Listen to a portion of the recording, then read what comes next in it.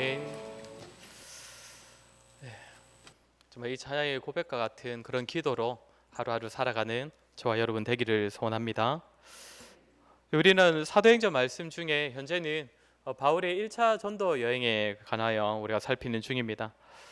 바울과 바나바는 안디옥 교회의 파송을 받아서 가장 먼저는 구브로 섬으로 갔었고, 다음으로는 버가를 거쳐서 비시디아 안디옥에서 복음을 전했습니다.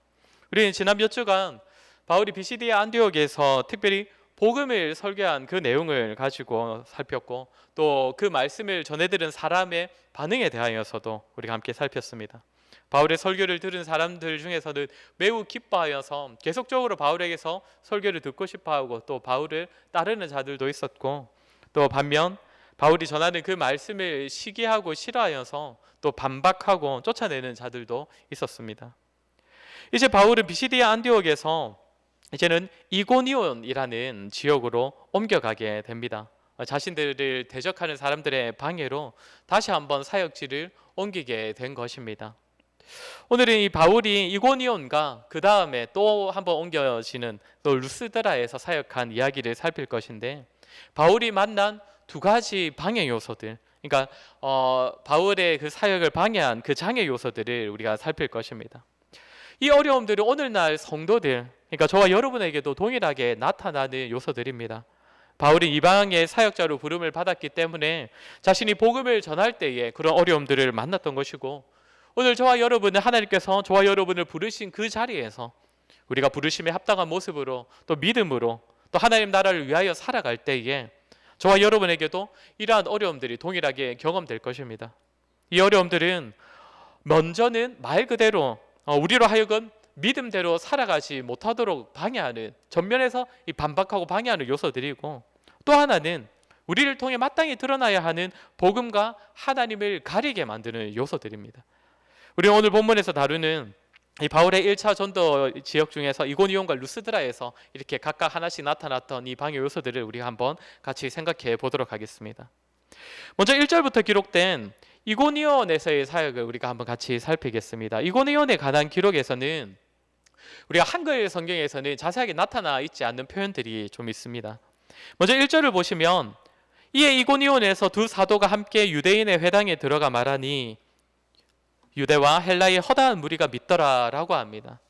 여기서 두 사도가 유대인 회당에서 들어가 말하니라는 표현이 한글로는 굉장히 간단하게 표현이 되어 있는데, 헬라어로 보면 유대인의 회당에 들어가 그렇게 말하니입니다. 조금 더 쉽게 번역을 하자면 이전처럼 말하니, 늘 그래 왔던 대로 말하니입니다.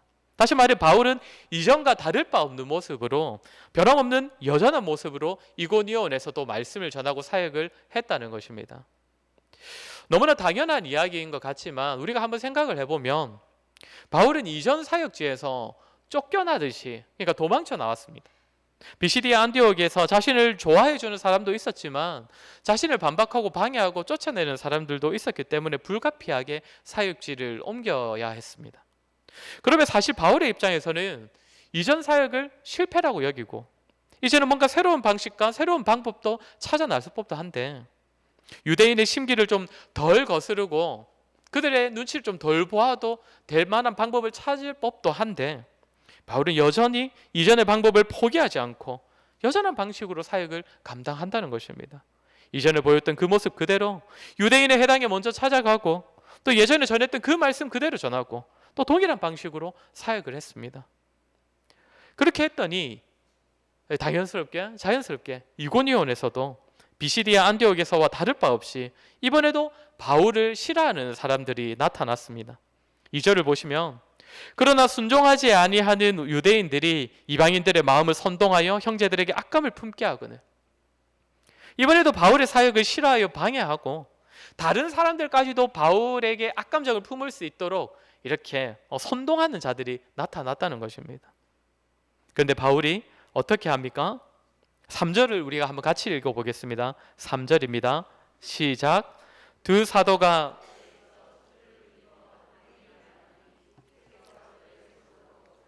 기사를 행하게 하여 자기 은혜의 말씀을 증언하시니. 아멘.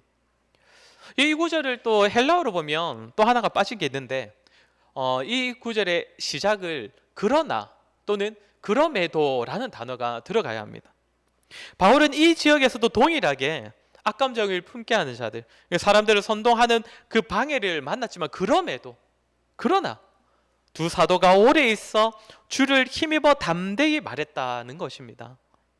바울과 바나바는 이전의 사역지에서도 쫓겨나왔고 이번에도 또 비슷한 자들, 또 방해하는 자들을 만났지만 그럼에도 여전한 모습으로 또한 오랫동안 자신의 사역들, 맡겨진 일들을 감당함에 있어서, 신실하게 감당함에 있어서 절대로 물러서지 않았다는 것입니다.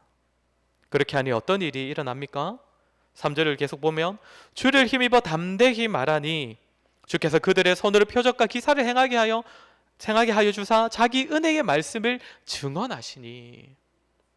사도가 다른 방법 생각하지 아니하고 오직 주를 의지하는 마음으로 여전히 부름받은 그 자리를 신실하게 감당했을 때에 주께서 그들의 손으로 표적과 기사까지 행하게 하시고 그로 인하여 하나님의 은혜가 전해지게 하셨다는 겁니다. 자신을 대적하고 자신을 전하는 말씀을 반박하고 주신 사명대로 살지 못하게 방해하는 세력 앞에서 그럼에도 마음을 지켜 한결같이 신실하게 그 사역을 감당했을 때에 하나님께서 그의 사역에 더욱 힘이 될 만한 기사와 표적까지 더해 주셨다는 겁니다. 그의 사역에 은혜를 더하여 주셨습니다. 5절을 보면 결국 바울과 바나바는 나중에는 모욕하는 자들, 돌로 치려는 자들을 만나게 되어 또다시 이고니온에서 루스드라로 옮겨가게 됩니다. 그때까지 바울은 그 지역을 떠나는 것이 하나님의 뜻이라는 확신이 들기까지 바울은 이곳에서 사역하는 것을 결코 포기하지 않았습니다. 끝까지 믿음으로, 복음으로 주신 사명의 자리를 결코 떠나지 않았고 그런 바울에게 하나님께서는 친히 능력을 베푸시고 힘을 주시고 은혜가 전해지는 역사들을 경험케 하셨던 것입니다.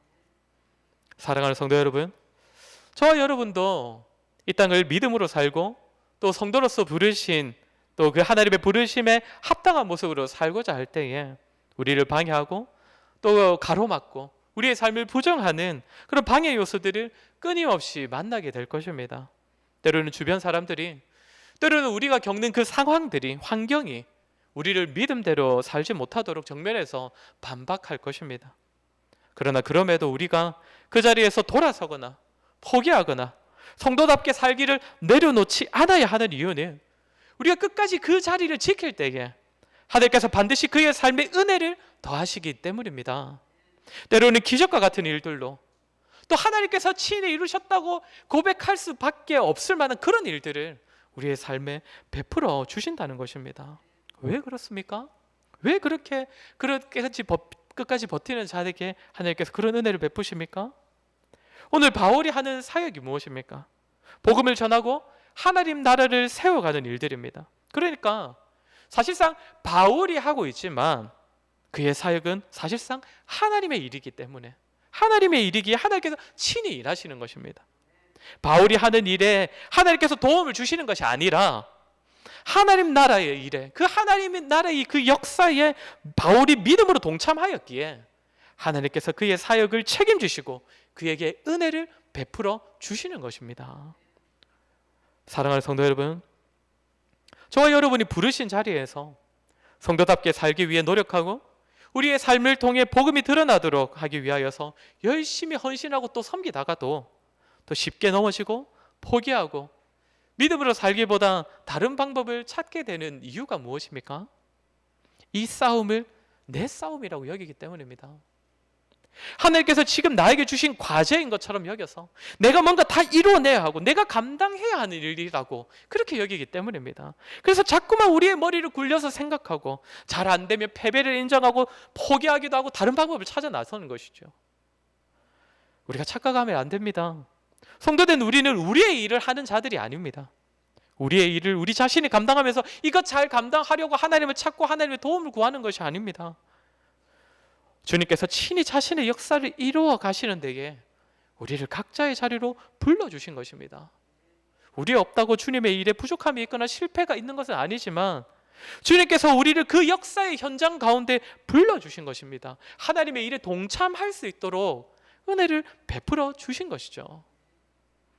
그러니 주님의 일에 자신의 마음과 정성과 힘을 다하여 헌신하는 자는 당연히 하나님께서 그의 삶을 책임지시고 그의 삶 가운데 때때로 표적을 행하시기도 하는 겁니다. 그가 있는 자리에서 하나님께서 친히 복음과 은혜가 증거되도록 역사하시는 것입니다.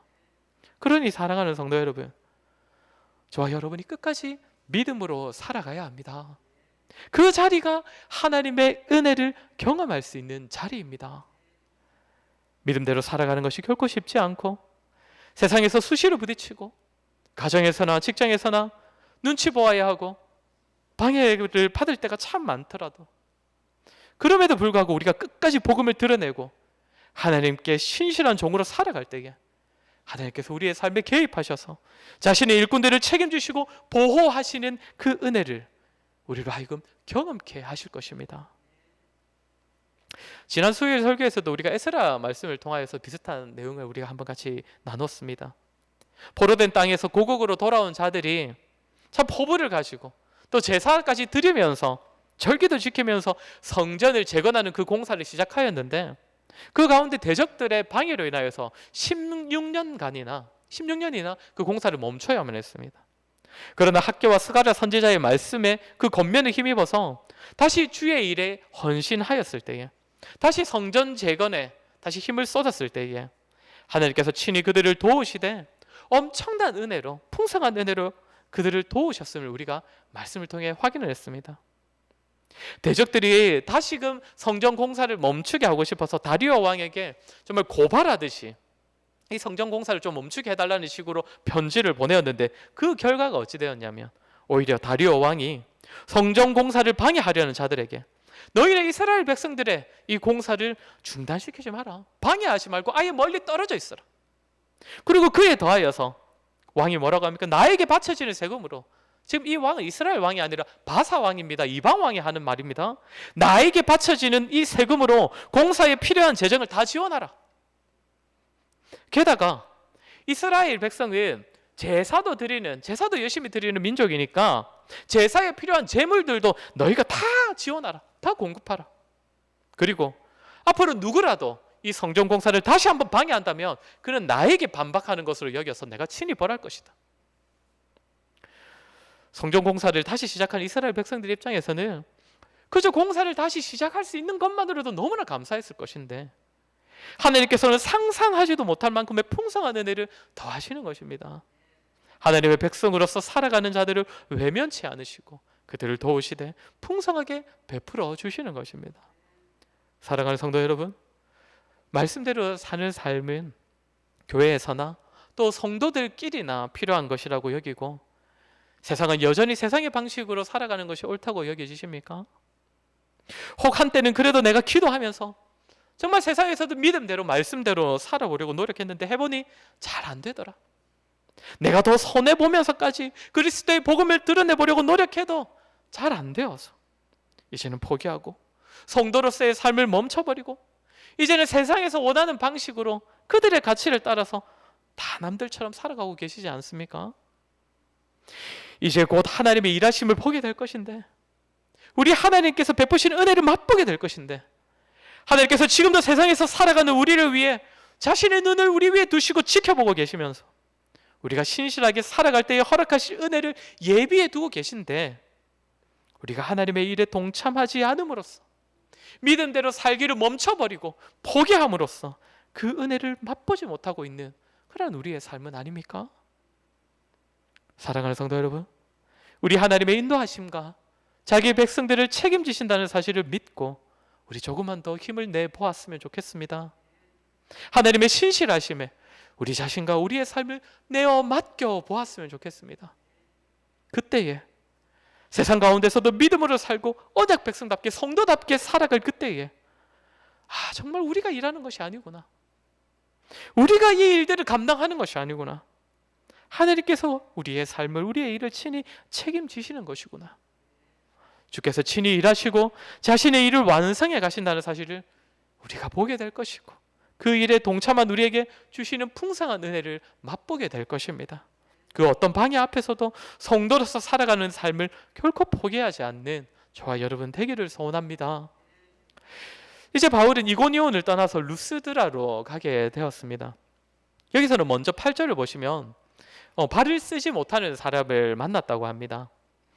예전에 베드로가 성전 앞에서 태어나면서부터 걷지 못하는 자를 고칠 때에 나사렛 예수의 이름으로 명하노니 너는 일어나 걸으라 라고 했을 때처럼 바울 역시도 그를 보고서 선포를 합니다. 네 발로 바로 일어서라. 그렇게 선포하니 그 사람이 곧 걷게 되었다고 합니다. 앞에서 이고니온에서도 바울이 신실하게 사역할 때 주께서 그를 통하여 표적과 기사를 행하게 하셨는데 루스드라에서도 하나님께서는 바울을 통해 이런 표적을 일으켜 주신 것입니다. 그런데 여기서도 문제가 하나 발생을 하는데 무엇이냐면 11절과 12절을 우리 같이 한번 읽겠습니다. 11절 12절입니다. 시작. 우리가 바울이 한 일을 보고 루가오니아 방언으로 소리질러 이르되 신들이 사람의 형상으로 우리 가운데 내려오셨다 하여 바나바는 제우스라 하고 바울은 그 중에 말하는 자이므로 헤르메스라 하더라. 사람들의 반응이 어떠했다고 합니까? 바나바는 제우스, 바울은 헤르메스라고 여겼다고 합니다. 제우스와 헤르메스는 잘 아시겠지만 그리스 로마 신화에 나오는 신들의 이름입니다. 바나바보다는 바울이 주로 말을 하니까 이 사람들에게 소식을 전하는 신인 헤르메스로 헤르메스를 이제 바울에 갖다 붙이고, 또 아마도 바울보다는 외모도 조금 더 뛰어났고 또 말도 적게 하니까 좀 더 무게감 있어 보여서 이 바나바를 제우스에 갖다 붙였을 것입니다. 그런데 사람들이 여기서 그치지 아니하고 13절을 보면 사람들이 바나바와 바울에게 제사까지 지내려고 합니다. 제사장들이 모여들고 사람들이 소와 화환들을 들고 와서 바울과 바나바를 제사하려는 것입니다. 근데 이런 일이 왜 이렇게 순식간에 일어났느냐면 그리스 로마 신화에 있는 전설 때문입니다. 전설에 따르면 제우스와 헤르메스가 같이 한 작은 마을에 방문했던 적이 있는데 그 마을 사람들이 이 신들을 잘 다 몰라보고 문전박대를 합니다. 한 노부부만이 이 제우스와 헤르메스를 맞이하여서 이렇게 음식도 대접하고 맞아들이는데, 그래서 나중에 제우스가 이 마을을, 이 노부부만을 제외하고는 이 마을을 물로 다 쓸어버립니다. 그러니까 이 이야기가 전설로 내려오고 있었으니까 이 루스드라 사람들은 이 이야기를 잘 알고 있었기 때문에 자신들도 이 제우스와 헤르메스를 혹시나 소홀히 대접했다가 우리도 그 심판을 당할까 봐 두려워하는 마음이 있었기 때문에 바울과 바나바를 더욱 극진히 대접하고자 어서 빨리 제사를 드리려고 했던 것입니다. 근데 이때 바울이 보이는 반응이 어떠합니까? 우리 14절을 같이 한번 읽겠습니다. 14절입니다. 두 사도 바나바와 바울이 듣고 옷을 찢고 무리 가운데 뛰어들어가서 소리 질러. 바울과 바나바가 옷을 찢고 무리 가운데 뛰어들어 소리를 질렀습니다. 15절에서 뭐라고 소리 질렀다고 합니까? 여러분이 어찌하여 이런 일을 하느냐? 우리도 여러분과 같은 성정을 가진 사람이라. 여러분에게 복음을 전하는 것은 살아계신 하나님께로 돌아오게 함이라. 그렇게 외쳤습니다. 여러분, 옷을 찢는다는 것은 어떤 의미입니까? 마음이 참담하다는 것입니다. 너무 안타깝고 또 비통한 마음을 표현하는 그런 방식입니다. 이 일이 잘못되어서도 너무 잘못되었기 때문에 옷을 찢은 것이죠. 그런데 생각을 해보십시오. 바울이 언제 옷을 찢은 적이 있었습니까? 자신이 전심을 다해 복음을 전해도 사람들이 알아먹지 못할 때에 바울이 옷을 찢었습니까? 그때도 바울은 옷을 찢지 않았습니다. 사람들이 자신을 반박하고 자신을 박해하여 돌로 치려 하고 쫓아낼 때에도 바울은 옷을 찢는 반응을 보이지는 않았습니다. 그런데 오늘 본문처럼 복음의 주인이신 하나님, 말씀의 주인이시고 오직 유일하신 하나님이 아니라 자신에게 그 영광을 돌리려고 할 때에 바울은 참담함을 느끼고 옷을 찢어버린 것입니다. 이 일만은 결코 일어나서는 안 되겠기에 자신은 오직 주를 위하여, 주의 말씀과 복음을 위하여 헌신하는데 자신이 높임 받는 일은 절대로 일어나서는 안 되겠기에 다른 상황에서는 보이지 않았던 바울의 그 참담한 절박한 심정이 담긴 행동을 보이고 있는 것입니다. 옷을 찢고 무리 사이로 뛰어들어가서 목소리를 높여서 외치고 있습니다. 사랑하는 성도 여러분, 이처럼 때때로 성도가 믿음으로 사는 삶에 방해가 되는 또 하나의 요소는 성도의 삶에서는 오롯이 하나님이 드러나야 하는데, 복음만이 자랑되어야 하는데, 하나님의 영광이 나타나야 하는데 그렇지 못하게 만드는 요소들입니다. 때로는 주변 사람들, 때로는 상황들이 우리를 이렇게 만들기도 합니다. 우리 모두가 사실 주의 일을 하면서 빠질 수 있는 위험 아니겠습니까? 우리가 오직 주님을 위하여 복음을 전하고 교회를 섬기고 이웃과 교제를 하더라도 이 모든 일에 죽게 하듯이 하기 위하여 정말 열과 성을 다하여 헌신해도 사실 이 일을 망치는 것은 참 어렵지 않습니다. 좀 순식간에 망쳐버릴 수가 있습니다. 하나님이 아니라 사람이 드러나고 하나님이 아니라 사람이 영광 받으면 그냥 끝입니다. 우리가 정말 믿음대로 살고자 하나님의 뜻에 순종하는 마음으로 이 세상을 살아가고 직장 생활을 하고 학교 생활을 하고 교회 생활을 해도, 그래서 사람들에게 인정받고 본이 되어 칭찬을 받아도 그저 그것으로 만족하고 기뻐해 버리면 그것은 믿음대로 살아낸 것 같지만 사실상 믿음대로 살지 않은 것이죠. 복음과 하나님 나라가 아니라 그저 사람이 인정받고 영광 받을 때에 복음은 가려지고 믿음으로 사는 삶은 실패해 버리는 것입니다. 사역자들이 정말 이런 유혹에 빠지기 쉬운 자리 아니겠습니까?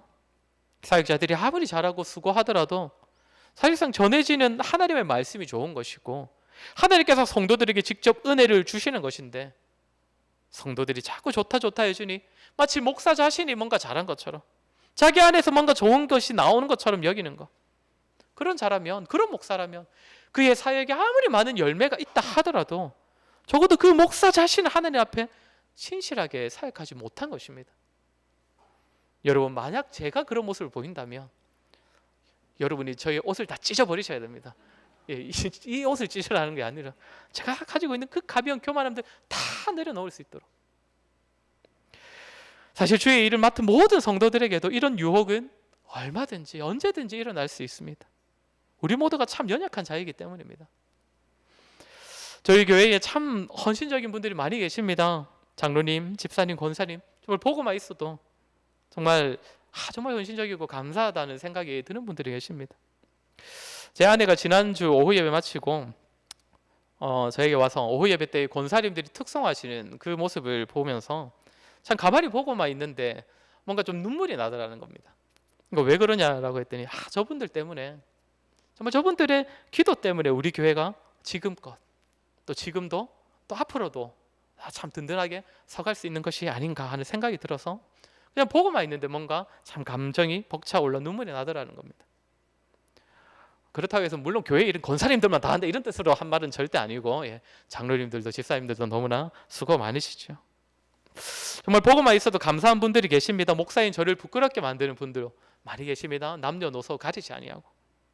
그러나 우리가 절대 잊지 말아야 할 것은 우리가 정말 헌신적으로 섬기고 수고하고 자신의 손해를 마다하지 않더라도 그래야 해서 사람들에게 수많은 선한 영향을 끼치고 그들에게 본이 되어주는 삶을 살아가더라도 오직 영광은 하나님께서 받으셔야 한다는 것입니다.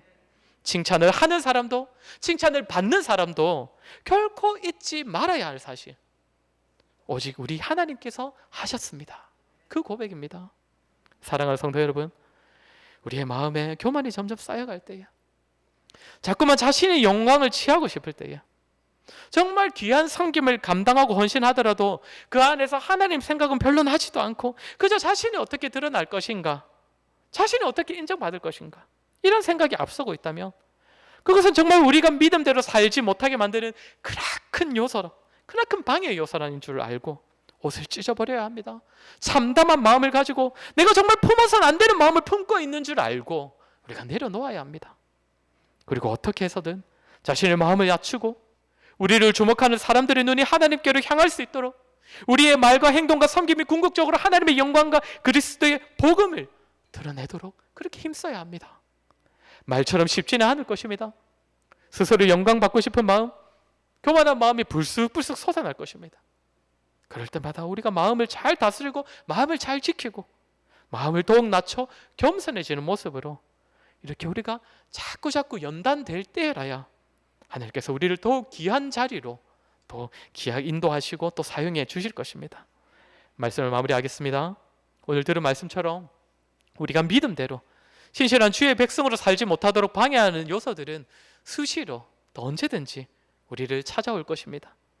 전면에서 우리를 막아서고 우리의 삶을 부정하는 요소들이 다가올 때에 끝까지 믿음을 지키는 자에게 베푸시는 하나님의 은혜를 기억하며 신실하게 살아가는 자들이 되었으면 좋겠습니다. 때로는 하나님의 영광과 복음을 가리고 자신을 드러내고 싶은 그 유혹이 방해 요소로 다가올 때에 정말 옷을 찢어버리는 심정으로 마음을 낮추고 겸손함으로 오직 하나님께 영광을 돌리고 복음만 드러내는 저와 여러분 될 수 있기를 주의 이름으로 간절히 소원합니다. 우리 시간 들은 말씀을 기억하며 우리 한번 같이 기도하도록 하겠습니다. 우리 기도할 때에 참 우리의 모습을 한번 돌아보았으면 좋겠습니다. 참 우리는 정말 이 세상을 얼마나 참 믿음으로 살아가고 있고 또 복음을 드러내기 위해 하나님의 영광을 드러내기 위해 살아가고 있습니까? 우리에게 다가오는 그 방해 요소들 우리가 이기지 못하여서 극복하지 못하여서 때로는 믿음으로 살기를 포기하고 있는 우리의 모습은 아닙니까? 우리 이 시간 한번 같이 기도했으면 좋겠습니다. 하나님, 우리가 정말 하나님께서 정말 하나님의 뜻에 순종하여 신실하게 살아가는 자에게 주시는 그 하나님의 복과 은혜를 우리가 확신하여서 정말 우리가 이 세상에서도 믿음으로 살기를, 성도답게 살기를 포기하지 않는 우리가 되게 하여 주시옵소서. 때로는 하나님을 드러내는 것보다 우리 자신을 드러내고 싶고 또 하나님의 일하심을 고백하기보다 우리의 수고를 더욱 드러내고 싶을 때마다 하나님 우리가 정말 그 마음 다 내려놓을 수 있도록 도와주시고 우리가 정말 겸손한 마음으로 오직 하나님을 드러내는 가운데 하나님께 영광 돌리는 가운데 믿음으로 살아가는 우리가 되게 하여 주시옵소서. 우리가 이 시간 들은 말씀을 기억하며 우리 한번 같이 기도하도록 하겠습니다. 기도하겠습니다.